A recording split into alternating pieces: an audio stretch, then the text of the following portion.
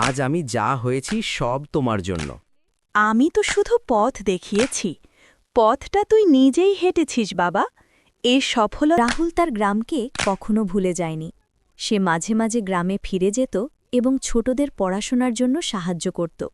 সে চাইত তার মতো আরও অনেক ছেলেমেয়ে তাদের স্বপ্ন পূরণ করুক। বিদেশ তার জন্য একেবারে নতুন ছিল। বড় বড় রাস্তা, উঁচু বিল্ডিং আর অনেক মানুষ। প্রথমে সে একটু ভয় পেয়েছিল, কিন্তু ধীরে ধীরে সব কিছু মানিয়ে নিতে শুরু করল। বিদেশে তার জীবন সহজ ছিল না। পড়াশোনার পাশাপাশি হাসি করত। তারা বলতো, এই ছোট গ্রাম থেকে কেউ বড় হতে পারে নাকি? এই কথাগুলো রাহুলকে কষ্ট দিত, কিন্তু সে হাল ছাড়েনি। বরং সে মনে মনে প্রতিজ্ঞা করেছিল, একদিন সে প্রমাণ করবেই।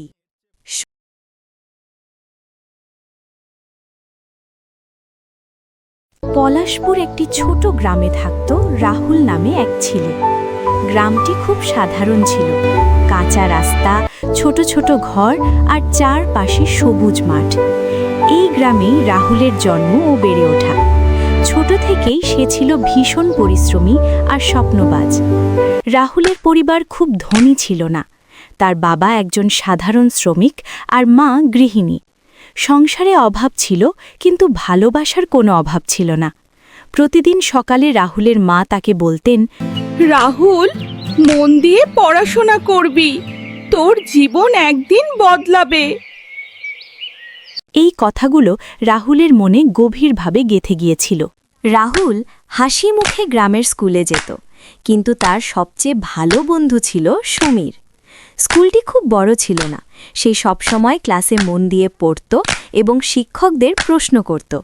তার শিক্ষকও তাকে খুব ভালোবাসতেন। তুই যদি পরিশ্রম করিস তাহলে অনেক বড় হতে পারবি। কিন্তু গ্রামের সবাই একরকম ছিল না। কিছু মানুষ রাহুলকে নিয়ে হাসাহাসি করত। তারা বলতো, এই ছোট গ্রাম থেকে কেউ বড় হতে পারে নাকি? এই কথাগুলো রাহুলকে কষ্ট দিত, কিন্তু সে হাল ছাড়েনি।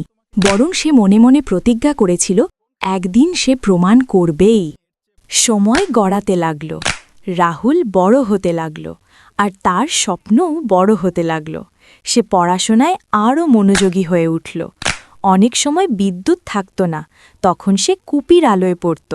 কখনো কখনো খাবারও ঠিকমতো জুটত না, তবুও সে নিজের লক্ষ্য থেকে সরে যায়নি।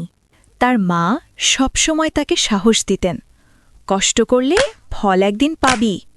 এই কথাগুলোই ছিল রাহুলের সবচেয়ে বড় শক্তি।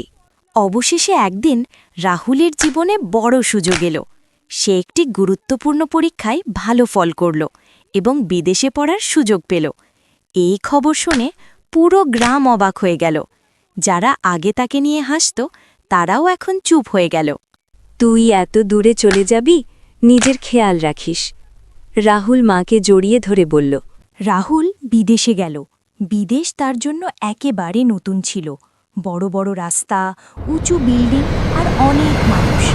প্রথমে সে একটু ভয় পেয়েছিল, কিন্তু ধীরে ধীরে সব কিছু মানিয়ে নিতে শুরু করল। বিদেশে তার জীবন সহজ ছিল না। পড়াশোনার পাশাপাশি তাকে অনেক কষ্ট করতে হয়েছে। কখনো টিউশন করে, কখনো ছোটখাটো কাজ করে সে নিজের খরচ চালাত, কিন্তু সে কখনো হাল ছাড়েনি। আর এদিকে যে গ্রামের লোক রাহুলকে নিয়ে ঠাট্টা করত, উপহাস করত, সেই গ্রামের লোক আজ তাকে নিয়ে গর্ববোধ করছে। আমাদের গ্রামের রাহুল আজ বড় ইঞ্জিনিয়ার হয়েছে, আমাদের গ্রামের মুখ উজ্জ্বল করেছে। মা, আজ আমি যা হয়েছি সব তোমার জন্য। আমি তো শুধু পথ দেখিয়েছি, পথটা তুই নিজেই হেঁটেছিস বাবা।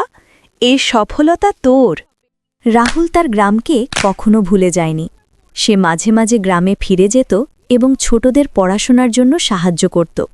সে চাইত তার মতো আরও অনেক ছেলেমেয়ে তাদের স্বপ্ন পূরণ করুক। আজকের ভিডিও এখানেই শেষ করছি। দেখা হবে পরবর্তী ভিডিওতে। ভিডিওটি কেমন লাগলো লাইক, কমেন্ট, শেয়ার করতে ভুলবেন না। আর যারা এখনও চ্যানেলটি সাবস্ক্রাইব করনি, তারা তাড়াতাড়ি চ্যানেলটি সাবস্ক্রাইব করে আমাদের পাশে থাকবেন, যাতে এই ধরনের নিত্য নতুন গল্প পেতে পারেন।